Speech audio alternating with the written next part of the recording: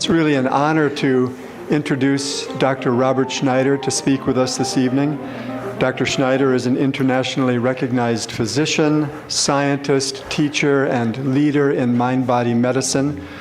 He is the director of our Institute of Natural Medicine and Prevention, and in that capacity, he has shown a real genius, not only for research, but a genius for putting together collaborations with medical schools and research universities around the country to study the effects of transcendental meditation technique.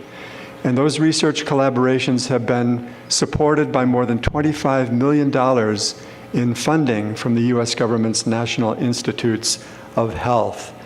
And the scientific research results that have come from those collaborations have repeatedly made headlines around the country, around the world. Dr. Schneider has been quoted in the media on mind-body medicine and on the effects of transcendental meditation on cardiovascular health in media all over the world. This past year, he traveled all over the world, speaking at medical schools, speaking to government leaders and educators about consciousness-based medicine, and his star is continuing to rise for all that he's achieved so far. He's the dean of our university's Maharishi College of Perfect Health. He's the director of our new master's degree program in integrative medicine, which is partnering with a medical school in Curacao now to offer the first dual degree program in medical MD program coupled with a master's degree program in integrative medicine in Maharishi AyurVeda. His focus until now has been heart health. He's the author of the book called Total Heart Health, and now he's turning his attention to mental health. And if Dr. Schneider can do with mental health what he has done for the past 20 to 25 years for heart health, we are in for a real, It'll be a real treat to see his leadership in this area as well. So he'll be speaking to us tonight on the subject of Vedic psychiatry. So please welcome our great Dr. Robert Schneider.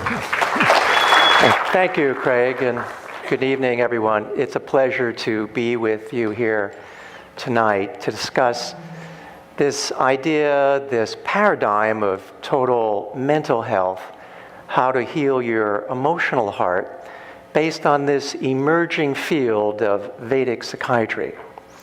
Tonight we'll review that field and talk about some areas that it's emerging in and what it might look like. And there'll also be some practical parts also for yourself. So it's all practical. It's all theoretical and it's all practical. Of course, you might be sitting there thinking, what is he doing up here? How did he get here? Well, as Craig mentioned, I, for the past 30 years, with my colleagues at the Institute for Natural Medicine and Prevention and the medical college here and around the country and around the world, have been working in the area primarily of heart health.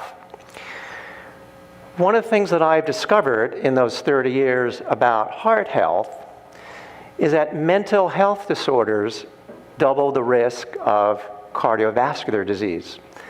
So mental health is actually inseparable from heart health.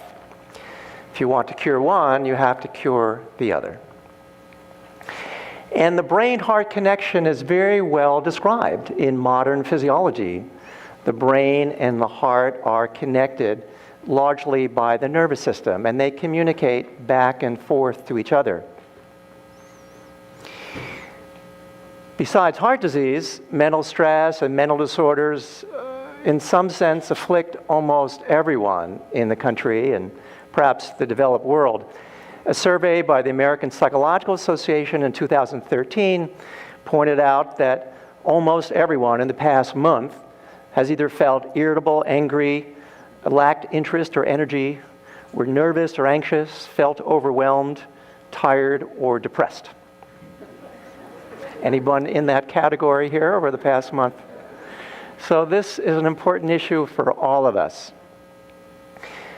Back in 1963, Maharishi predicted this epidemic of mental health disorders in modern society. He wrote in The Science of Being, "Our modern scientific age, unfortunately, is increasing in tension. The individual life seems to be growing in tension. instead of growing in ease and comfort, even though material comforts certainly are increasing.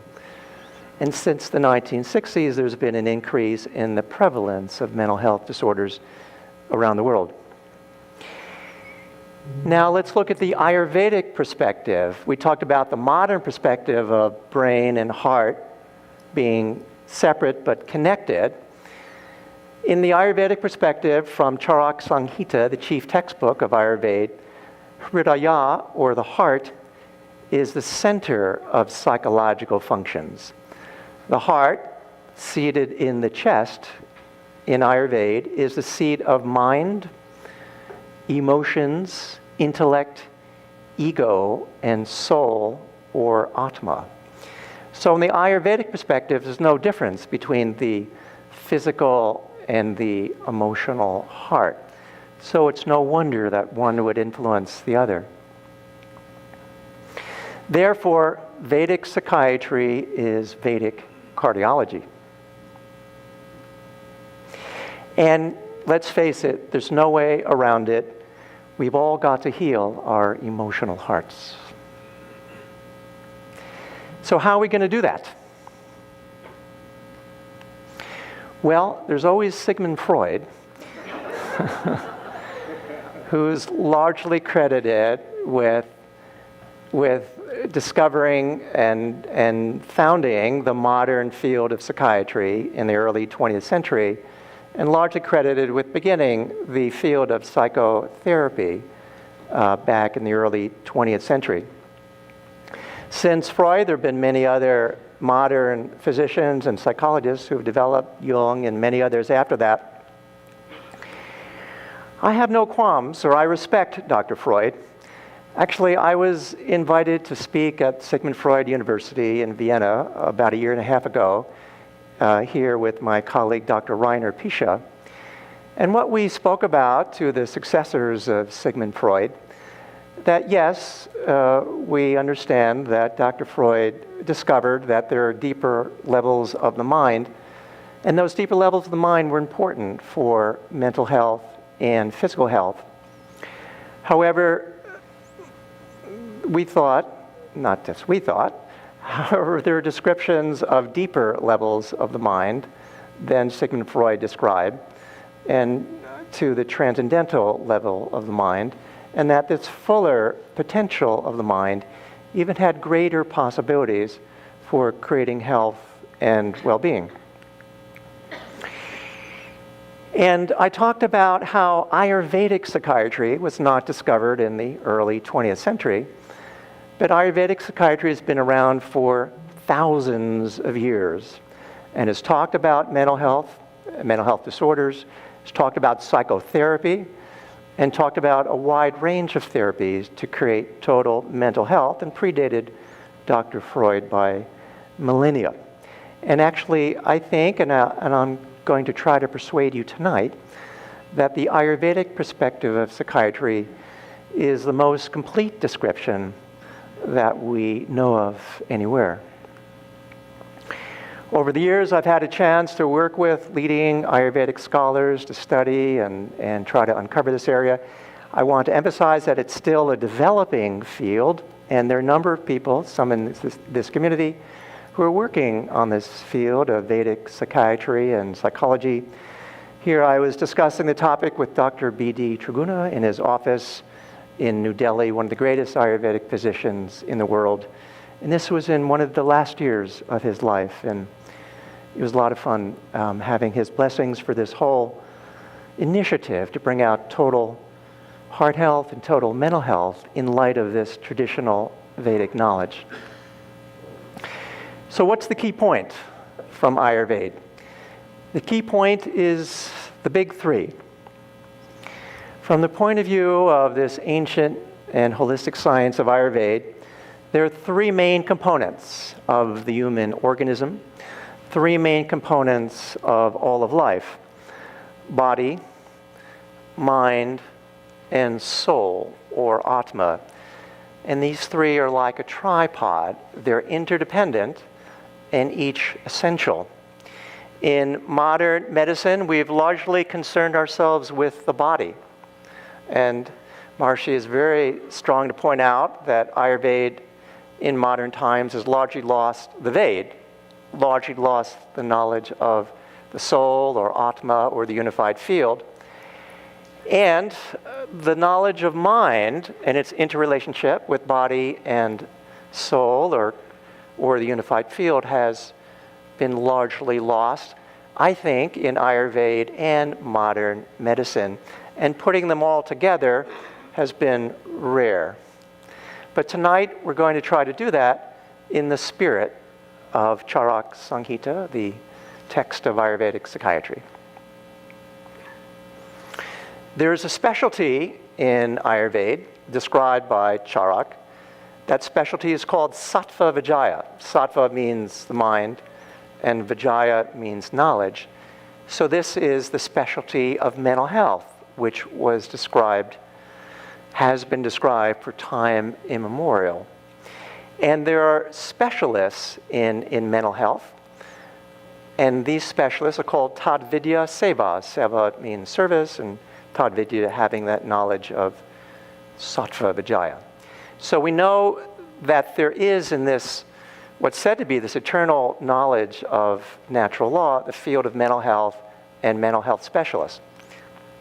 And what do those mental health specialists do? They're concerned with the role of the mind in health and disease. They understand, and Charak describes, the range of mental disorders, which very much parallels the modern understanding of mental disorders and extends that a great deal. There's a knowledge of the diagnosis of mental and emotional factors, and then there's the knowledge of treatment and prevention. So this is all there. We haven't really done a whole lot with it in past years, but it seems to be the time now. In our community, there's a resurgence of interest in mental health, and I think around the world there is too. So here we are with this source of knowledge and technologies. Ayurveda describes 3 levels of disease, and this is really important for the model, for the concept, for understanding, and also for treatment. 3 levels of disease are called exogenous or environmental, endogenous or body, psychic or mind. So 3 levels of cause of disease, if you will, or 3 levels where the disease can arise, and each affects the other. So in the case of mental disease or mental disorder, these 3 levels apply, just as for any physical level, because they're interdependent. So the environment means the distant environment. Ayurveda talks about the universe and how our actions bounce off the sun, moon, stars, and planets, bounce off the distant reaches of the universe, and in effect come back to us.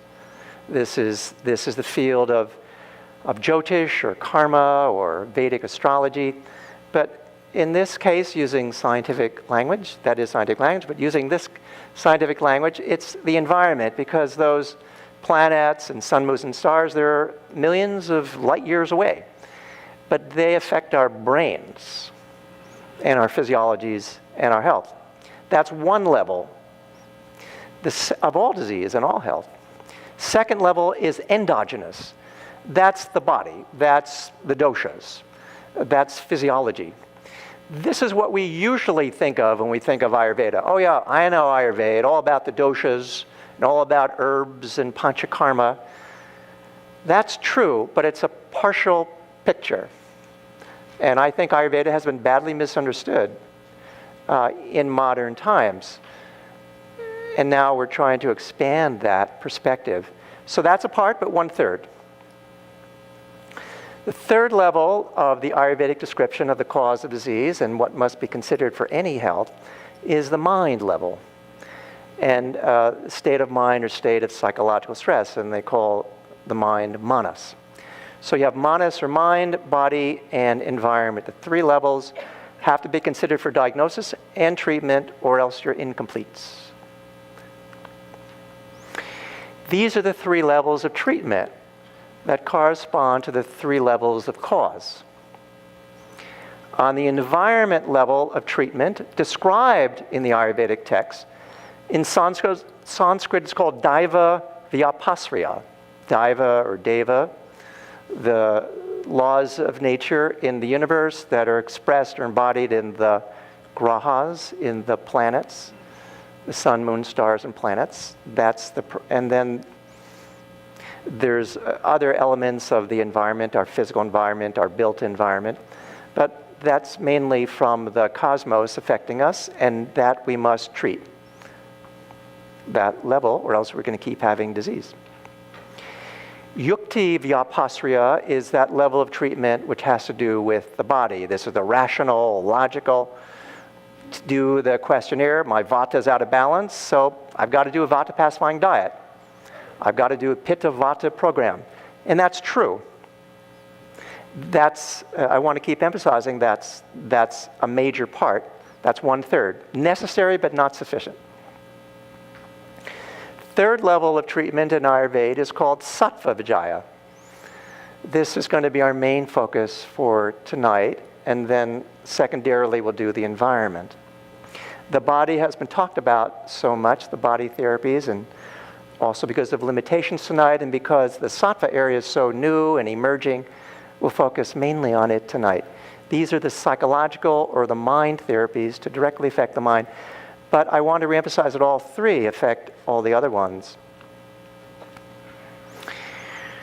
How many of you remember this diagram? Science of Being and Art of Living, 1963, page 182.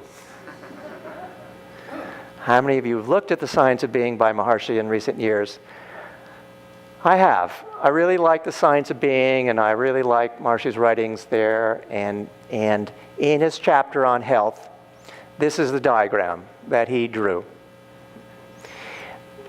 There are 3 levels in the relative that affect health, and 1 level in the absolute.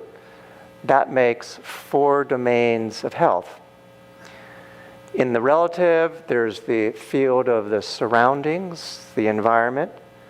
There's the field of the body, which is kind of the interior environment. And then there's the field of the mind, the very inner environment, you can say. And then there's the field of being or pure consciousness or the unified field, the innermost environment. And Maharishi wrote back in 1963 that for perfect health, for total health, you've got to consider all 4 levels and their interrelationships. Actually, there are 7 interrelationships that he defined amongst these 4 levels for total health. And that's what we'll try to do tonight. I've just redrawn that diagram in a more modern, colorful way. But this shows the 3 relative fields and the absolute field.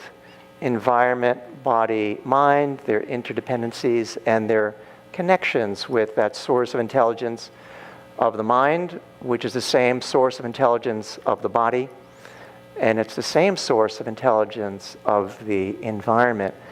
One source, and then the patterns first emerge as mind, become more concrete in the body, and then more manifest in the universe. This is the field of total health, mental health, or otherwise. This corresponds, I believe, with one of the models proposed by a modern field of psychotherapy called cognitive behavioral therapy. And this is from CBT. And I think they did a pretty good job. Here they talk about the interrelationships of body, mind, behavior, and mood. So mood and mind we could consider pretty closely related to each other. And then here's the environment. So they're saying, change your body and you can change your mind, or change your mind and you can change your body, or change your behavior and you can change your body or your mind, or your mood. And it's all affected by your environment. You can't get out of it. The only thing they leave out is the unified field, or pure consciousness, but you can consider that as the white space between all the spheres. So this model is very close to the Vedic model, and we're going to be using that tonight. Let's dive into that first third. Remember, we have the mind, body, and environment therapies. Let's go into the mind therapies of Ayurveda now. Then we'll touch on the body and we'll touch on the environment. Ayurvedic psychological therapies, or Sattva Vijaya. What's the goal of Sattva Vijaya or any psychological therapy? To break through to a higher reality, to break through to the heaven for you, bring heaven to earth in your mind and body, and bring happiness. What is the core concept of Ayurveda on how to do that? The cause of mental disorders and the cause of health. This is the core concept. Core concept is very parallel to modern physics. I think everyone has heard Dr. John Hagelin talk about the unified field and how the unified field expresses itself into, or symmetry breaks into the first three forces, these three fundamental forces, and then how that becomes the rest of the forces and particles, atoms, molecules, cells of nature. Ayurveda talks about that too. The three fundamental forces are called Vata, Pitta, and Kapha. They emerge from a single unified source and are variations of the unified field in how they express themselves in mind and body. And I think everyone knows about Vata, Pitta, and Kapha probably by now. Does everyone know about Vata, Pitta, and Kapha? The three building blocks of the human body and the three building blocks of the human mind. And a Vata imbalance can lead to anxiety in the level of the mind. A Pitta imbalance can lead to disorders of anger. And a Kapha imbalance can lead to depressive disorders. These are the three major categories of mental illness, and each of them have many subcategories, obsessive compulsive and all these things. But these are the three major categories, and I think they correspond to the three doshas. That's the first point. Second point is these three doshas emerge from one field. That means all these categories of mental disorders emerge from one field of pure consciousness in this model. And according to Ayurveda, the fundamental mistake is called pragyaparad. That means a loss of connection between the doshas and their inherent total intelligence. When a physiological or mental operator becomes out of balance and we become anxious rather than happy, that means that operator in our mind, which is correlated with the operator in our body, has lost connection with the holistic field of intelligence. And that loss of connection, that loss of memory, that mistake, if you will, is called pragyaparad, the mistake of the intellect or the mistake or loss of connection. So what does this mean? It means that ultimately all mental disorders have the same source. How about that? All physical disorders actually have the same source too, but now we're focusing on mental health.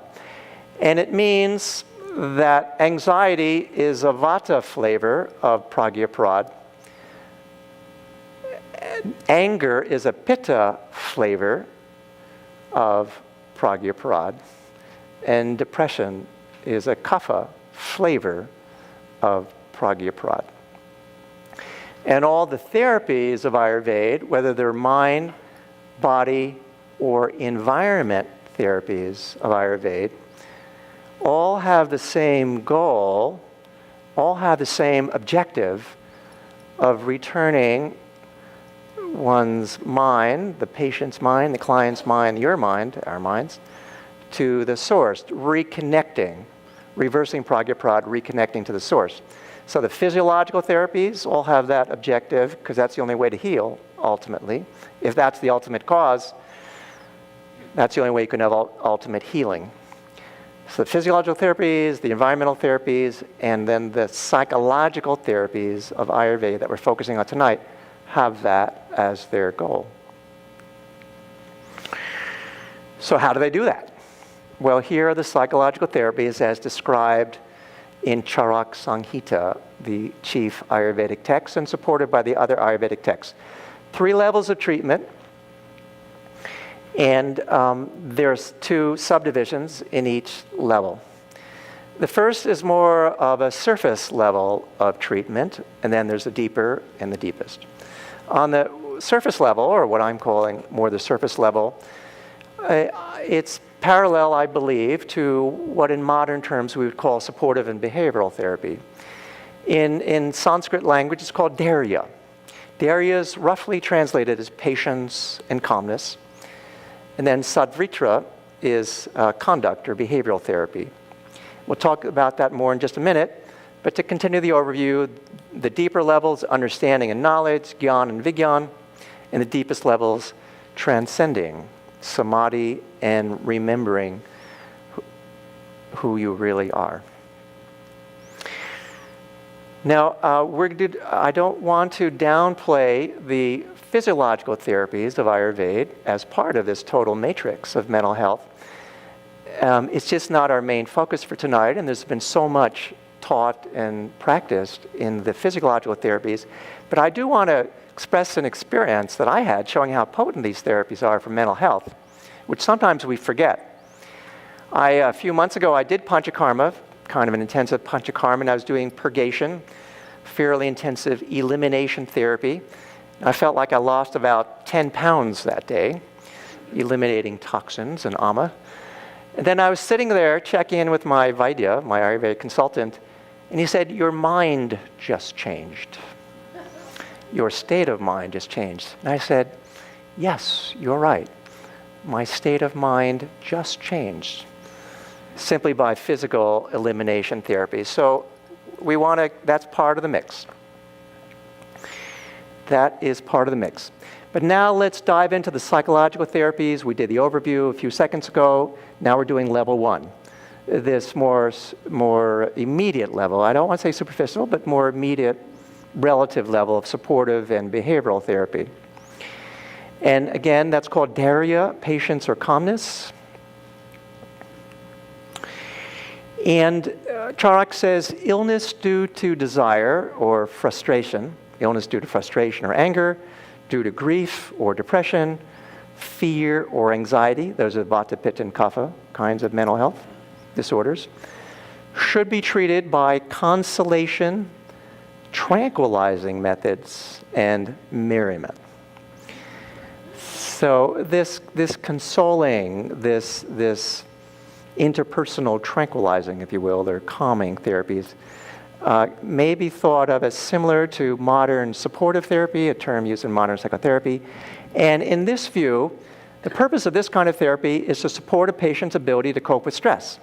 You know, I just got divorced, I flunked out of school, or I was in an earthquake, or whatever it is that's bothering you. That's a case that supportive therapy might be useful for. And in there, the therapist does a lot of attentive listening and is empathic to the client, allows the client to express his or her thoughts and feelings. There's a therapeutic relationship, a trusting relationship built. You know, I can really talk here. You know, I can't talk to my friends anymore. They're bored hearing my problems. My parents don't listen to me. So you go into your therapist, there you can really open up and have that trusting, expressive relationship. And the therapist helps with problem solving, understanding the situation, finding alternatives. Maybe you should go to the unemployment agency and file for unemployment. Or often it's practical, and it can be on that. It is on the problem solving level. That's one of the methods. Then building the client's self-esteem and resilience, building their hope and optimism. Over thousands of years, every culture did this, whether it's with an extended family, with elders in the family, whether it was elders in the community or your best friend. In our modern society, we professionalize this very often, but we can call this supportive or dharya in the Ayurvedic recommendations. Part 1B in Ayurvedic psychological therapies is sadvritra, roughly translated as healthy behaviors. I think this is parallel to modern behavioral therapy. Remember cognitive behavioral therapy, one of the mainstreams of modern therapy. These are the behavioral rasayanas. Rasayanas are those treatments that slow the aging process. and create happiness and health. Because happiness and health are synonymous. Shuka, same word actually in Ayurveda, means health and happiness. Mind and body are inextricably bound together. So these behavioral rasayanas are as effective, Charak says, in slowing the aging process and creating happiness as herbal rasayanas, as other forms of physical rasayanas. So what are these behaviors that create health and happiness, and how do they work? One question that comes up often amongst people who practice transcendental meditation or teach transcendental meditation, or there was a very esteemed teacher of Maharishi Vedic science who asked me this question in the middle of a conference about 2 months ago in Holland. I have all these people and all the television cameras, and this very esteemed leader stood up and said, "Dr. Schneider, don't we teach that all you have to do is meditate and change your consciousness and your behavior will change and everything else will change by itself? Why are you talking about behavioral rasayanas and changing your behavior?" I paused. And then I said, "Dr. So-and-so, you're absolutely right that changing consciousness, changing your brain, changes your behavior because the brain is the basis of behavior. And that's half the cycle. And transcendental meditation and transcending is a very effective way to do that. Also true is that changing your behavior can change your brain. What time did you go to sleep last night? How tired are you today? So that's a behavior. I went to bed at 10 and I felt great this morning. Or I stayed up till midnight last night and I feel terrible. I'm really depressed or anxious or angry today, irritable because I'm exhausted because I ate late at night, or I stayed up late, or I drank too much alcohol, or whatever it was. It's very clear from those examples and thinking more generally that one's actions and behavior also affects one's brain. And Charak says, don't leave anything for granted. You should certainly take care of your consciousness, your brain, and you should also take care of your behavior to have a complete cycle or cover all your bases for maximum effect. So what are those healthy behaviors that create brain coherence, or if we think the brain is here, what are those healthy behaviors that heal the emotional heart? There are about 20 of them, 25 of them listed by Charak, these behavioral rasayanas, and I've divided them into 3 categories. First category is mental or emotional behaviors. Second category is physical behaviors. Third category I'm calling spiritual behaviors. Those are my terms, but helps to distinguish amongst them. So amongst the mental and emotional terms, Charak says, be calm, be without anger, be compassionate, and be humble. To the extent that you're able to do that, given your state of consciousness. But if you can figure out how to stay calm and figure out how to manage your anger and figure out how to be as compassionate as you can at the moment, that'll help you be happier, not to mention what it'll do for the other person. The Charak isn't even talking about the other person. He's talking about you or the doer, in this case only. Second category are these more physical behaviors, speaking truth, speaking and act kindly, being nonviolent, not getting strained, and that's related to balance and rest and activity. Don't get exhausted. You'll live longer if you don't get exhausted. Moderation in alcohol, moderation and discrimination in sexual activity. We could have a whole discussion about Ayurvedic sex. But first, let's get through the mental health part, and then we can have that as the second discussion. But for this point, as Rasayana, at least we can think that the point is moderation and discrimination in sexual activity for happiness and long life. Giving charity, respect your teachers, elders, and animals. So respecting, be compassionate, act according to place and time. If you're on a golf course, you can wear a t-shirt. If you're in a formal situation, put on a tie. Just be aware of the time and place. act honorably, consume pure foods.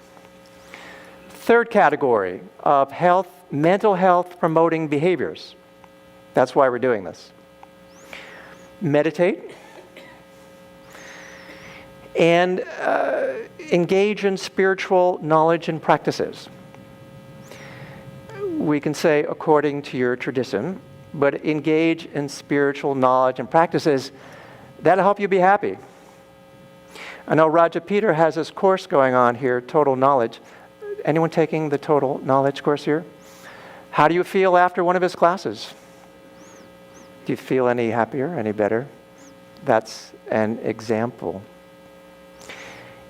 Practice your religion according to your tradition. Study and be involved in the scriptures of your tradition. Self-purification and reflection will help your mental health. And then finally, be established in your inner health, samadhi, or transcend. So there you are. Those are behaviors. And suppose your therapist told you that. Choice of 25 therapies. Okay, well, how are you sleeping? Are you getting tired? So this is a checklist, you could say, of 25 behavioral therapies. In 1995, Maharishi wrote a book for doctors, a manual for the doctors to carry in their black bags with them. That manual is the Maharishi Form of Natural Law and National Law for Doctors. In that, he wrote, there are 22 programs of my Vedic approach to health. And program number 17 is, guess what? Knowledge of balanced behavior and attitudes that are most nourishing to life. That always stuck with me. That since the very early days, Maharishi was talking about health-promoting behaviors. Transcending is there, everything is there.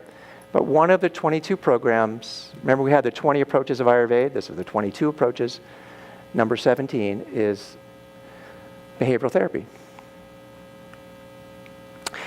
From the modern point of view, anger kills. I think they must have read Charak. I don't know if they did. But these behavioral sciences largely correspond with modern medical and psychological research. Level 2 now, deeper knowledge in Ayurvedic psychological therapies. This Charak calls Gyan and Vigyan, spiritual knowledge and scriptural knowledge. And that's intellectual or cognitive. Somehow, cognitive restructuring through knowledge and understanding is helpful for mental health. I want to know the meaning of life. Well, have you tried Googling it? Well, if you tried Googling the Vedic perspective on how the world works or the meaning of life, you would come up with Sankhya. Sankhya is the manual of how the world works or the meaning of life from the Vedic perspective. Gyan and Vigyan is another set of terms for that. And I believe, or am suggesting, that this deeper knowledge of life and how the world works is parallel to modern cognitive therapy. There's cognitive therapy, there's behavioral therapy, and sometimes they're used together in cognitive behavioral therapy, but it's knowledge or understanding, you could say, or working on the mind level in an intellectual or knowledge cognitive way. Where are we going to find out what Vedic cognitive therapy is? Maharishi suggested that the Bhagavad Gita is a source, is a handbook of psychotherapy, and is a concise expression of Sankhya, of the Vedic knowledge of life. All the Vedic knowledge of life in one book, summarized. And in that one book, there's one chapter which summarizes the 18 chapters of the Bhagavad Gita, as Maharishi describes in his commentary in chapter 2. The essence of the Gita, the essence of Vedic wisdom, is contained in about 30 verses in chapter 2. And in his commentary, in one of the middle verses, I believe it's verse 37, Maharishi points out that the essence of chapter 2 can be summarized in 5 verses or 5 points. Each of them has 1 or 2 verses. And that these 5 points are the essence of Sankhya, the essence of the meaning of life, in a highly compactified form. And chapter 2 and the other 18 chapters of the Gita and the rest of the Vedic literature elaborate on these 5 essential points. And these points, because we want to make it simple here, 5 that we can remember and that every Vedic psychiatrist should be able to have at his or her fingertips. The first one is the knowledge of the relative and absolute phases of life. This is every unified field chart. This is the blue and then the green. This is the absolute unified field, and every discipline comes out of it. Every discipline, in this case of health, human physiology, comes out of the absolute, human mind comes out of the absolute. First thing we have to know that we have those, that the relative emerges from the absolute, and then if you continue far enough, the idea is to reconnect the relative and the absolute. First point of the meaning of life. Very relevant to therapy. You might be thinking how this could be used in psychotherapy. Like, who am I? You're a relative and absolute, didn't you know that? That's why you're paying me $100 an hour to tell you. Second point is the evolutionary flow of natural law, or dharma.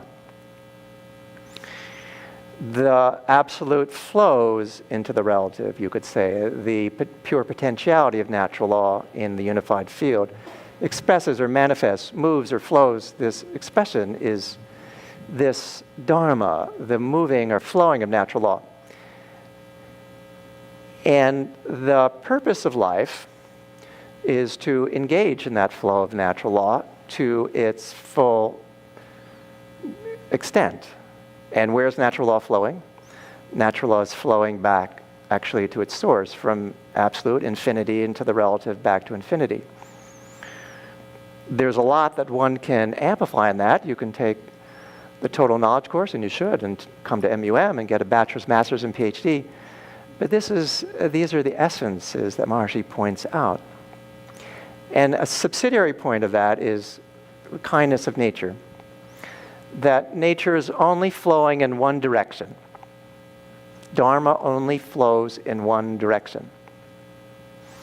And nature is always kind, Maharishi describes in The Science of Being. That has to say a lot about mental health and our experience in life. It's all one direction, whether we feel like it at the moment or not. Third point is relationships with others, and the meaning of relationship with others and the value of relationships with others. Codes of social conduct are for evolution. So relationships are all about dharma, or for the purpose of evolution, for its highest goal. Fourth point is action and its results, action-reaction, commonly called karma, means action-reaction. That means every reaction had an action. That has enormous implications for our everyday life experience. And it has enormous implications for who is responsible for my life. Every reaction that I'm experiencing is due to my action. So that's this whole principle of karma. Finally, Maharishi says these first 4 give rise to the 5th. You will gain equanimity if you understand these points. Actually, Krishna teaches this to Arjuna before he teaches him to transcend. Second half of chapter 2, Arjuna learns to transcend. But before that, he learns this total knowledge of life, and this is a major part of the therapy. And he gains a level of equanimity at that stage. And then he goes on to the third level of psychotherapy of AyurVeda, which we'll talk about in a minute. But this summarizes the big 5, I call them, the big 5 meaning of life. Relative and the absolute, natural law and evolution, the purpose of relationships, action and their results, together giving rise to equanimity and peace. Vedic cognitive therapy. Now, suppose you walked into your therapist's office and said, "Doc, my kids have left, we have an empty home, my wife has left me, or my husband has left me. I don't know who I am anymore. It's all falling to pieces." And your doc says to you, "Thou art the fourth," using Vedic cognitive therapy. Thou art the fourth what?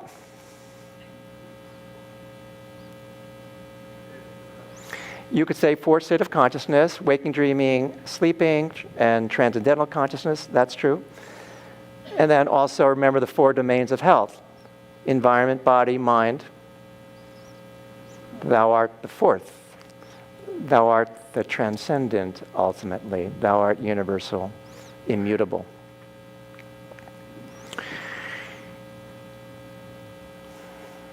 In this area of Gyan and Vigyan, there are stories that are sort of a manual for how to do Vedic cognitive therapy, if you will. Stories that illustrate. Now, there's a writer who was commenting on Joseph Campbell's work, the great mythologist. This is essentially what Joseph Campbell said, although another writer wrote it about him. There are only 2 or 3 human stories, and they go on repeating themselves as fiercely as if they had never happened before. So what are those 2 or 3 human stories that go on repeating themselves in 7 billion lives?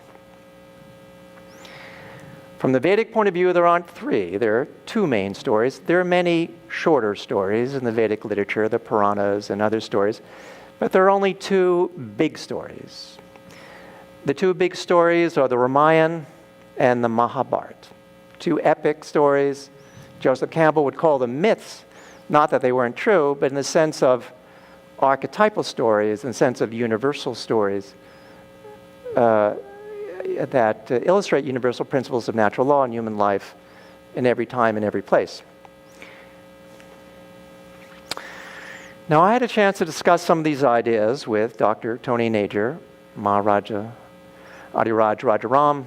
I was telling him about some of these ideas about Vedic psychiatry, and I said, "There you are, Rajaram, those are my ideas. What do you recommend?" He said, "Read my book." So I read his book, his latest one, The Ramayana in Human Physiology.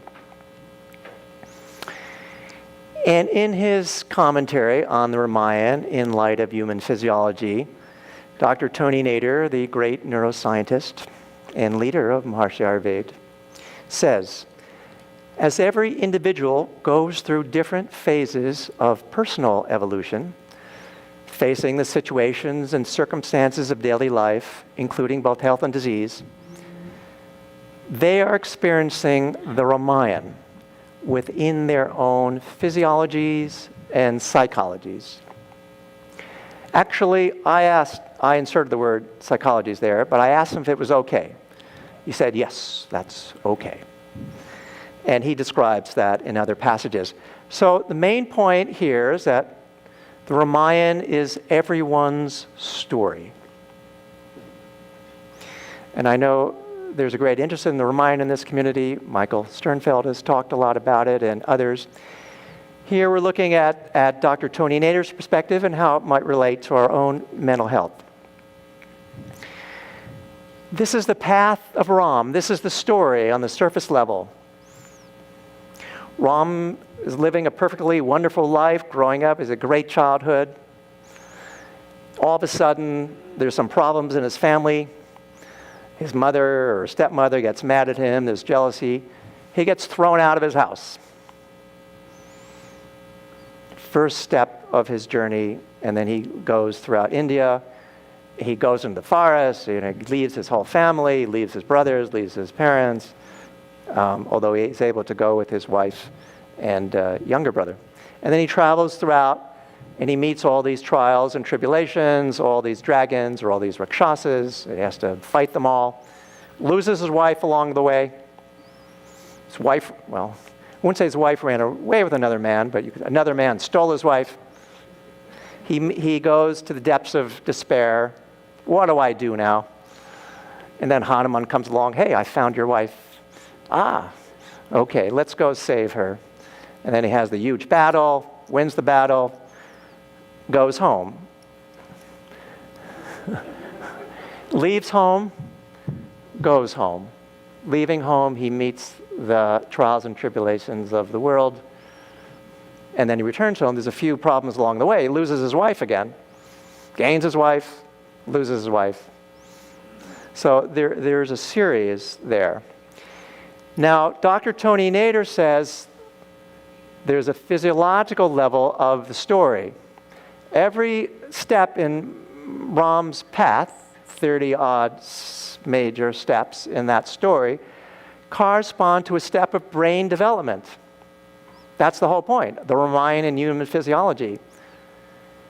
There are 30 stages of brain development, approximately, as one develops from an immature person to a mature person, as one develops along the path to full mental health. That's why Ram's story is your story, because we all have to do traverse that same road to develop our brains. But remember the brain-mind connection, the physiology-psychology condition. As the brain is going through those 30 stages of development, we're going through 30-odd stages of mental development. And I want to point out that Joseph Campbell has talked about the universal journey of every hero, including Ram, as a correlate to this. Joseph Campbell calls it the hero's journey. And he says that every hero in the epics of the world starts in a very comfortable home, ordinary world, gets kicked out of his comfortable world, or hers, often refuses to go away. You know, Ram's brother said, you really don't have to go. You know, your father wants you to go, but we want you to stay. And Ram said, I got to go. So, and then there's meeting the mentor, meeting the wise man or woman along the way, crossing a threshold, going into the unknown. Ram leaves it all behind him, goes into the forest, the big, great, deep, dark forest with all those demons and monsters and trials and travails, tests, enemies, and allies. And then approaches the depths of the fight, the despair, the journey, and then hopefully wins the ultimate battle, and then seizes the sword, seizes, in this case, Ram won his wife back, seizes the charm, if you will, goes back home, is resurrected, returns with the goods, and then comes back a greater person, and comes back and contributes to society. Whether it's Hercules or your favorite myth, your favorite story, or now we're using Ram, the ultimate Vedic story, I think this very much correlates. The details may differ, the sequence may differ, but I think we should learn something here, because Dr. Tony Nader didn't write that book for mythology. He wrote that book for our enlightenment, for our mental and physical health, and we should learn what to do with that. So the idea here is that each of us has our own hero's journey. As Dr. Tony Nader writes, each of us is born under different conditions according to our own karma, according to what we've achieved in previous lives. And in this life, natural law provides the condition for our evolution and growth. In this life, natural law provides the ideal conditions for our own evolutionary growth, to higher states of consciousness. This is exemplified by the stories in the Ramayana that describe difficult situations that create pain and distress that we've all got to go through, whether we're Ram or Robert, but which provide the means to bring about a perfect individual in society. So that's the hero's journey that we all have to go through. And if we have a textbook, or at least our therapist has a textbook, if we're in the middle of it, that can help guide us through the journey. You're at point number 12, and you're point number 6, and you've been 1 through 5, and you're just about to get 7, and keep going. And here's what it all means. That was Gyan and Vigyan, the second phase of Ayurvedic psychological therapy, or a proposal for that. Third phase of Ayurvedic psychological therapies, deeper experience, samadhi and smriti, transcending and remembering. That's who I am. That's what I'm supposed to do after transcending. I was in Thailand not long ago, and Buddha is a symbol of meditation. But did you know who Buddha's physician was? In Thailand, in Bangkok, there's a golden temple to Buddha. And outside the golden temple, there's a golden statue of Buddha's physician. Buddha's physician was an Ayurvedic doctor. Yeah. All right, so this is the Ayurvedic approach to meditation for health, samadhi and smriti. This is what Charak says. Happiness or misery arise due to contact of the mind and senses with objects, but when the mind is steadily engrossed in the self, a supernatural healing power comes forth in the person. This is yoga. So yoga and meditation are in Ayurveda and are inseparable, and is one of the therapies of Ayurveda. This is some psychological research that we and our collaborators did. These are some highly stressed individuals, in this case college students, who started meditating over a semester, and the blue bars show they decreased in anxiety, depression, and anger.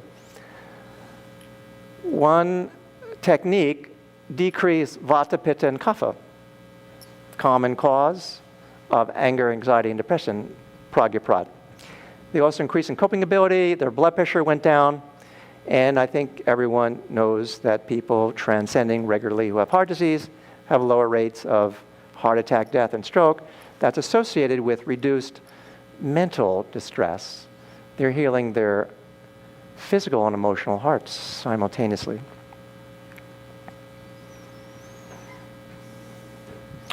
So that is the model of mind, body, and environment. We've done the mind portion of Ayurvedic psychological therapies. Body therapies, we won't do much, but you know a fair amount of those. And now I want to highlight the environment therapies of total mental health. Something that we don't learn in medical school very much. Probably most conventional psychologists don't learn in psychology school very much. But in our new programs, we will.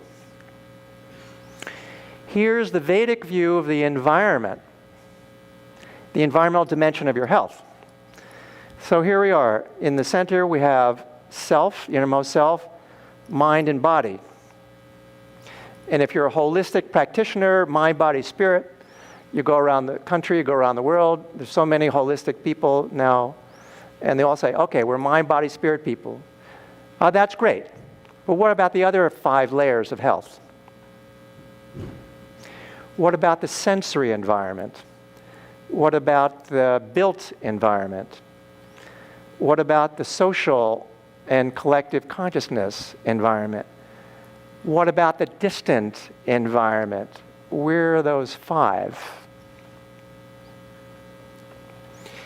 The sensory environment. All the senses go directly to the brain. Everything you hear, touch, taste, see, and smell affects your state of mind and state of body. So all those sensory experiences that you're bombarded with need to be managed if you want to manage your total mental health. Got to manage your architectural environment, and there's the whole science of healthy architecture, and that's a whole another topic. But the main point here is that healthy architecture is part of Vedic mental health. If your house is facing south, probably not going to be very happy no matter how many herbs you take. Actually, Maharshi told that to the doctors years ago. He said if your patients are taking their medicines and they're facing south, they're not going to do all they're supposed to do. So the psychiatrist of the future will diagnose your environment. And sure, it's expensive to change your house, but psychotherapy is also expensive. Can be. And then there's the whole social environment, who you hang out with, who you live with in your family, your school, your company, your community, your state, your country, even the collective social environment. If you're living in a high-stress city, there's studies on blood pressure in Detroit. I come from the blood pressure department to the mental health department. So there's studies on blood pressure in Detroit. If you're in the high-crime, low economic section of Detroit, your blood pressure is higher and your mental health is worse than if you moved 5 miles away to the low-crime, high economic section of Detroit. So your social environment affects your mental health as well as your physical health and has to be managed. The distant environment now. Dr. Tony Nader has described how all of the planets, the 9 major planets and the major stars and constellations in our solar system influence our brain. And that's the whole field of chronobiology. It's not really that exotic. Sure, there's a term Vedic astrology, which has kind of connotations which may not be that scientific sometimes. But modern medicine has chronobiology, chronomedicine. Take your blood pressure pill in the morning. Why? Because blood pressure starts to go up in the morning. Why? What is morning? Morning means the movements of the sun around the earth. Isn't that astrology? No, that's medicine. Like that, Vedic medicine describes how all the planets and major solar systems affect our brain, affect our physiology, and affect our state of mental health. And how all the planets and stars are also embedded in our DNA or correspond with our DNA. So if you want to read your genetic code, and that's the goal of modern medicine, genomic medicine is the latest trend. Everybody wants to read the DNA and do something about it. Well, you could read the DNA in the universe and know about your mental tendencies. And you could know about your stresses that either have come or will come and get some guidance about how to prevent it or what to do about it. This is a field of Ayurvedic psychiatry called Jyotish, or this knowledge of the sun, moon, stars, and planets and how they affect our brain. Many of you are familiar with how to chart this, but I'm showing you this. The outer ring is a picture of the universe when you were born. Let's say you're standing here when you were born. I'm not sure if you were standing when you were born, but let's say you were laying there on your back and looking up at the sky at the exact moment when you were born, as soon as you open your eyes. And if you looked around you in a circle around you, then you'd see these planets were around you and these constellations were around you. That's the picture of the sky at your time of birth. And the picture of the sky at your time of birth can be collapsed in this kind of circle. It's actually a square circle. But there are 12 divisions, and you can move around those 12 divisions, and that's the circle of the sky at your birth. Each of those 12 divisions of the sky, which corresponds to the 12 divisions of the picture of the universe at the time of your birth, correspond to a part of your brain. That's the whole discovery of Dr. Tony Nader, that the cosmos, the outer corresponds to the inner. There's this relationship between the outer and the inner. So each of those parts of this chart corresponds to some aspect of your health, to your mother, to your father, to your marriage, to your wealth, to your happiness. We have many experts in our community and who've studied this, and now we want to bring this knowledge into the health field. When I was taking the Maharshi Jyotish teacher training and consultant course, Maharishi taught that this map is a map of your path to enlightenment. That here's a map of your strengths and your weaknesses, and like the hero's journey, this is, he didn't say this, but I think he meant this, this is your hero's journey. You got to go around these 12 boxes, these 12 houses, and you got to deal with all those strengths you have to help you, and you got to deal with all those challenges. And that's your journey in this lifetime. And if you make it through, then you make it to the goal, which is higher states of consciousness and well-being. So that's every person's journey, and we have a map in this branch of Vedic medicine, which now I'd like to bring, and many people would like to bring back into Vedic medicine, into Vedic psychiatry, part of the environment level of considering mental health. Because if you've got a problem here, it's going to be hard to change otherwise. But but there are Vedic procedures to balance the environment, Vedic procedures to balance your body, Vedic procedures to balance your mind. Then you've got it all covered to reconnect with pure consciousness. In summary, these are the top 10 stress management tools from a modern point of view. Even though they're modern, I think they correlate with the Ayurvedic perspective. Ayurvedic perspective has more, but this is a reasonable summary of many of the points, and it's also quite practical.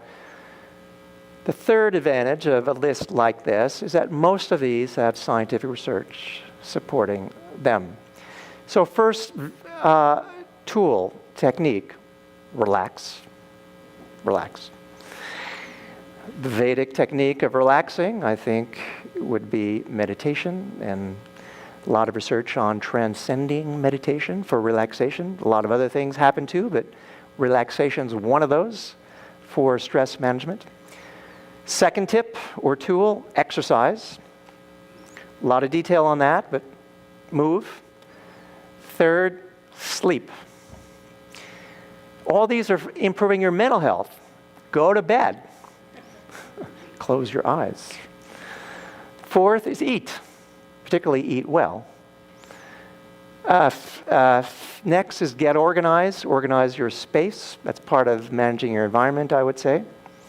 Next is manage your time. I think in Vedic terms, that's related to the behavioral rasayanas, act according to time and place. Manage your anxiety and anger. Actually, all of these help you to manage your anger and anxiety, all the other 9, although there may be specific coping strategies for that. Connect with others. That means social support. That's your social environment. Scientific research shows if you're married, or at least if you have a group of people in your circle that you can connect emotionally with, you live longer and are happier. Live with meaning. There's this whole therapy, a meaning therapy, but live according to your values. That means discover your personal values and what's meaningful for you. And then the last one is be spiritual. There's scientific research showing that those people who report higher levels of spiritual knowledge, spiritual experience, and spiritual engagement, no matter what the spirituality, actually live longer. And what does that mean? Connect with something larger than you, connect with larger than yourself, ideally connect with the largest, ideally connect with infinity or the transcendent in terms of knowledge and experience. And we talked a lot about that tonight. So those are some top 10 take-home points. And this summarizes the idea of Vedic psychiatry operating on levels of the big 4. Environment, body, and mind. And ultimately, thou art the 4th, the unified field or transcendent. But this is the field. This is the field. These are the fields of health and mental health. Therefore, total mental health requires total health. And that's the domain of Vedic psychiatry. To your health. Your psychiatry, deliberate choice. Yeah, well, not just because I come from a medical background that I choose to use the medical word psychiatry tonight, Vedic psychiatry, but I use that even more purposefully to give the idea of mind and body. Certainly, a component of total mental health is counseling and psychotherapy, and that's really important. But from this model tonight, it's a part of a whole. And the word psychiatry is a discipline of modern medicine. It means mind and body. So it gives that sense for total health, total mental health. You need to consider the mind, you need to consider the body. You know, if you're exhausted every time you come into counseling or psychotherapy, that's going to affect your mental health and progress. Body, and then you got to consider the environment. So this mind-body environment model is what I'm trying to mean with this term Vedic psychiatry. And over Vedic psychology, because psychology is normally restricted to the mind, and we want to give the bigger picture here. To what extent are we in control of our mental health? Are we in full control? Well, that's a really interesting question, and that's the question for the meaning of life section. Are we in control of our lives? Are we in control of our health? So we can be. We can be more and more in control of our life. Maharishi talks about free will and destiny. This concept from the Vedic point of view is that part of the Big Five. Big Five, remember those Big 5 points? Cosmic Five. One of them is action and reaction. So every reaction that you experience comes from your action. So the idea is you have free will in choosing your actions, but you don't have free will in the response. There's a natural law governing the reaction, but you chose the first step, and the second step comes from the first step. So in that sense, there's a combination of 100% destiny, 100% free will. But the good news is, with Vedic psychiatry, you can use your free will to manage, I believe, your environment, body, and mind, and reconnect with yourself to create ideal health. And that's your hero's journey. That's why you're here.